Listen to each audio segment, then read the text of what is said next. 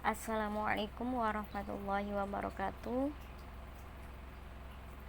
Perkenalkan, saya dari kelompok pertama yang terdiri atas 3 orang, yaitu Abdurrahman Faris, Linda Amanah, dan Vivin Meliza.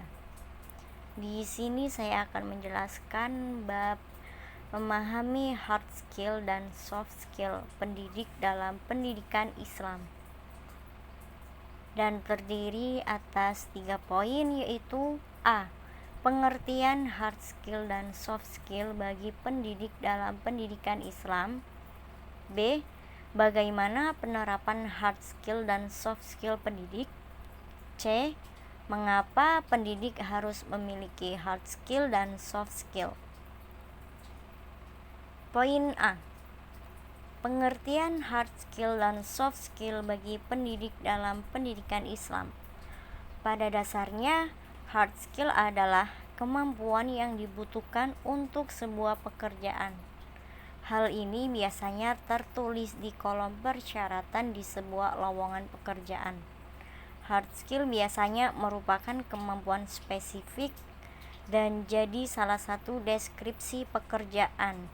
Jika melansir dari laman The Balance Career, hard skill bisa kita peroleh dari edukasi formal seperti perkuliahan, serta deretan program lain seperti pelatihan, seminar, magang, kelas singkat, kelas online, dan juga training di perusahaan.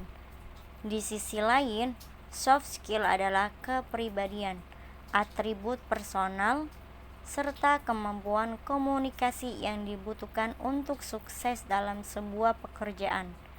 Baiknya soft skill yang kamu miliki menunjukkan bagaimana kamu berinteraksi dengan lingkungan di sekitarmu. Jika hard skill merupakan sesuatu yang bisa diraih dan dipelajari, soft skill merupakan atribut bawaan kita sebagai individu. Hal ini mungkin bisa dipelajari, namun tidak dengan cara belajar layaknya mengenyam bangku kuliah, namun dengan lebih banyak berinteraksi dengan orang lain serta melatih kepekaan terhadap lingkungan. Dari sini kita bisa mengaplikasikannya pada perilaku dan berimbas pada soft skill. Poin B. Bagaimana penerapan hard skill dan soft skill pendidik. Mempelajari soal pentingnya hard skill dan soft skill, sekarang mari kita bahas apa saja contoh dari hard skill dan juga soft skill. Sesuai dengan definisinya, hard skill merupakan kemampuan spesifik yang harus dimiliki untuk suatu pekerjaan tertentu.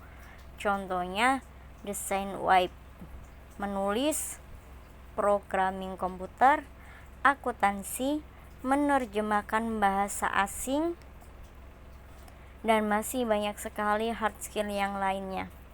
Biasanya hard skill juga diukur dari seberapa baik kemampuan kamu dalam objek hard skill yang kamu kuasai, seperti contohnya tingkat kefasihan bahasa asing, seberapa mahir mengoperasikan mesin, seberapa baik dalam mendesain, seberapa cepat dalam mengetik, dan lain sebagainya.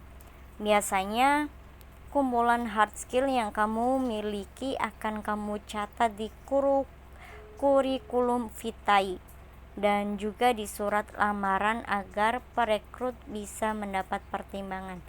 Contoh soft skill seperti yang telah dijelaskan di atas, soft skill adalah atribut diri serta kemampuan berkomunikasi yang merupakan sifat bawaan dan tidak dipelajari secara formal.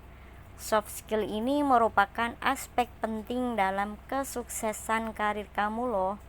Pasalnya, setiap pekerjaan membutuhkan keterlibatan orang lain. Oleh karena itu, kemampuan kita dalam berinteraksi adalah aspek penting dalam sebuah pekerjaan.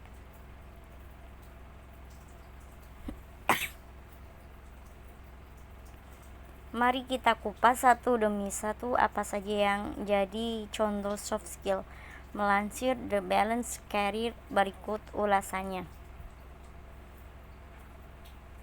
1. Kemampuan berkomunikasi. Seperti yang telah disebut di atas, kemampuan berkomunikasi adalah soft skill nomor 1 yang harus dimiliki oleh setiap pendidik.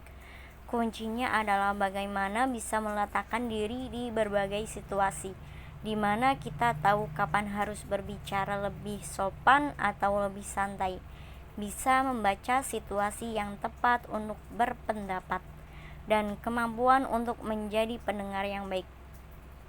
Berbagai contoh soft skill dengan dasar komunikasi meliputi kemampuan bernegosiasi, kemampuan persuasi, kelancaran presentasi, berbicara di depan umum, membaca body language lawan bicara, kemampuan menggunakan komunikasi nonverbal seperti intonasi nada, gestur tangan, ekspresi wajah, dan sebagai berikut. 2. Berpikir kritis. Contoh soft skill yang kedua adalah kemampuan berpikir kritis. Apapun bidang pekerjaan yang kamu jalani, kamu diwajibkan untuk mampu menganalisis situasi dan mengambil keputusan dengan tepat. Deretan soft skill yang terkait dengan pola pikir kritis ini meliputi kreativitas, fleksibilitas, tingginya rasa ingin tahu, tingginya selera artistik, dan kemauan belajar hal baru, pola pikir logis, kemampuan memecahkan masalah, dan lain sebagainya. 3. Kepemimpinan. Kepemimpinan merupakan soft skill yang akan membawa kamu menjadi pemimpin di masa depan. Aspek ini menitik beratkan pada kemampuan pengambilan keputusan di masa pelik dan bagaimana menangani orang banyak di suatu tertentu. Soft skill yang termasuk dalam kategori kepemimpinan meliputi kemampuan manajemen konflik, pengambilan keputusan, kemampuan mentoring, kemampuan supervisi, dan lain sebagainya. Skill lah yang membedakanmu dengan mereka dan membawamu ke tingkat yang lebih tinggi. Poin C. Mengapa pendidik harus mempunyai hard skill dan soft skill? Dengan memiliki hard skill dan soft skill, pendidik dapat memberikan berbagai manfaat untuk dirinya sendiri dan juga orang lain, yaitu peserta didik.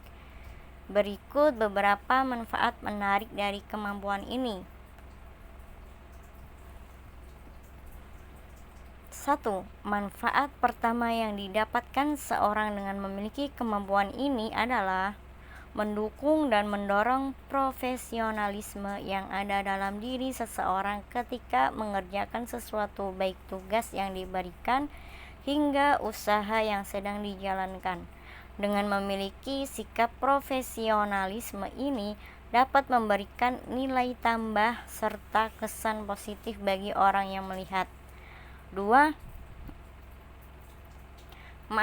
Manfaat kedua yang didapatkan seseorang dengan memiliki kemampuan ini adalah mampu menambah nilai penciptaan jasa yang ada dalam diri seseorang, sehingga orang tersebut memiliki nilai tambah yang membuatnya menonjol dari orang yang ada di sekitarnya dalam cara yang positif. Manfaat ketiga yang didapatkan seseorang dengan memiliki kemampuan ini adalah mampu membantu dalam meningkatkan nilai ekonomis dalam menciptakan suatu barang atau melakukan suatu barang. Hal ini dikarenakan dengan memiliki kemampuan ini, kamu dapat menciptakan suatu barang yang mungkin saja memiliki nilai jual yang tinggi serta mampu mengerjakan tugas secara efektif dan juga efisien. Manfaat keempat yang didapatkan seorang dengan memiliki kemampuan ini adalah secara tidak langsung dengan memiliki kemampuan ini memiliki kemungkinan untuk kamu meningkatkan atau menambah pendapatan. Karena memiliki berbagai kemampuan dan keterampilan, kamu dapat memanfaatkannya untuk berbagai hal lain yang dapat menguntungkan secara ekonomis. Manfaat kelima yang didapatkan seseorang dengan memiliki kemampuan ini adalah mampu mendukung usaha seseorang walaupun hanya dalam ruang lingkup pribadi, karena memiliki keterampilan lain. Segala pekerjaan yang kamu lakukan akan lebih efisien dan tidak memerlukan banyak tenaga kerja. Mungkin itu saja yang dapat saya sampaikan. Jika ada keterbelitan dalam pengucapan, mohon maaf. Wabillahi taufiq wal hidayah. Wassalamualaikum warahmatullahi wabarakatuh.